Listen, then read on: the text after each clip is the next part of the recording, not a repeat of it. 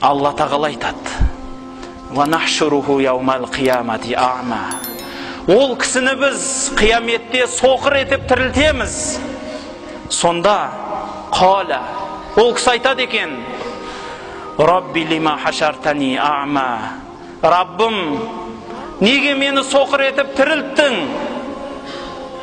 «Вақат күнту басира». Менің көзім көретін еді ғой. Көзім көретін еді ғой. Неге олай тірілттің?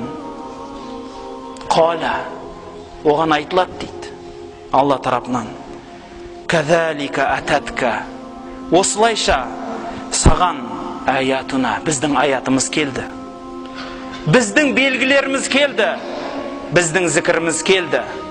Мүмкін Құран естіген шығарсың. Мүмкін уағыз естідің. Жоқ, мүмкін Аллах саған басқалай бір хат жіберді. Қандай хат?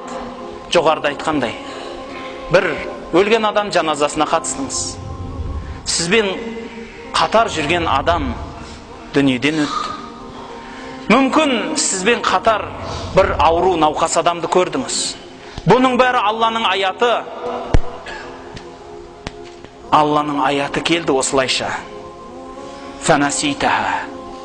Сен оны көрдің, бірақ ұмыттың. Нені ұмыттың? Алланың аятын, Алланың зікірін ұмыттың. Алланың бұйрықтарын, тыйымдарын ұмыттың. Ал енді не болады? Вакадаликал яума тунса.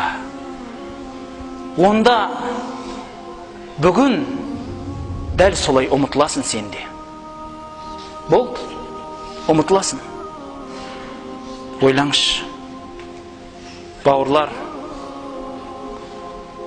80 жыл Алла өмір берер. 60 жыл ма, 100 жыл ма өмір берер.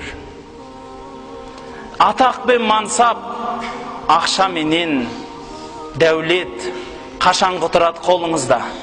Кетеді ғой бір күні. Кетеді қолдан тайып бір күні. Бірақ Аллах мәңгі ғой. Аллах өлмейді. Аллахың құзырына барасыз. Барасыз. Қалай тұрасыз? Раббым, сені ұмыттым дейсіз ба?